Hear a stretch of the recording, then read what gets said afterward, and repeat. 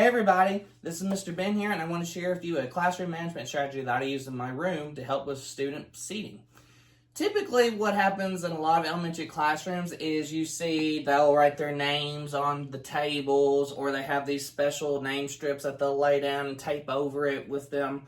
The issue I have with those, I'm not knocking them, but the issue that I have with those is that if I have a student that I want to switch seats, rearrange the classroom setup a little bit, or even if that student moves, well, that's a lot of work having to scrape up all that tape and get the nameplate up, and you gotta wipe it clean. It's just a lot of extra work for me. So one thing I've started doing in my classroom, and I've done it the last 2 years now, and it's been really, really effective, is I'll actually put their names on the back of their chairs. So this is Samuel's chair, obviously, and it's got, since it's preschool, it'll still have his symbol on it. I'm hoping here in the near future to take those out, so I always start with symbols in my preschool classroom, but we phase into the names. But that's a whole nother video. This way, I like doing it. I just took their symbols, I laminated them, and taped them to the back of the chair. And so that way, if I ever want to switch it, all I gotta do is pull it off, bam, and then I just put it back on. And again, it's a chair, so I don't have to worry too much about the cleanliness of it, and just make sure it doesn't look too awful.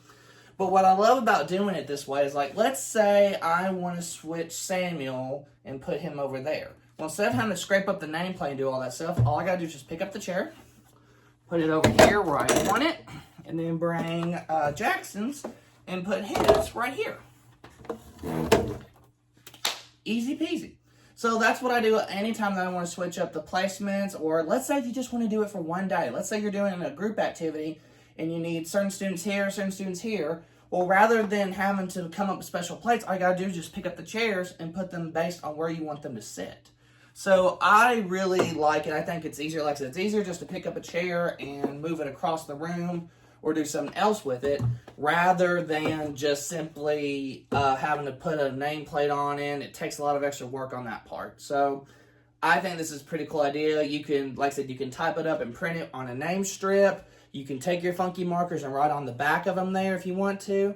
But I find that putting it on the back of the chair like this is a lot more effective than just doing it on the table itself. And the students can walk by, they see it, it's really easy to do it. Like I said, I put it on the back. I would not put it on the front because, one, when they walk by it, they can see it clear. If it's not on there, like here, I'll pull it off real quick.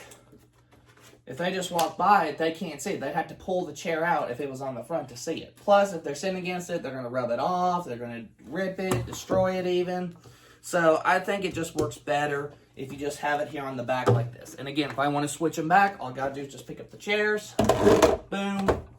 Boom. Easy peasy. So I thought I'd just share that with you guys. I hope it helps you out if you try to use it. Thank you guys so much. See ya.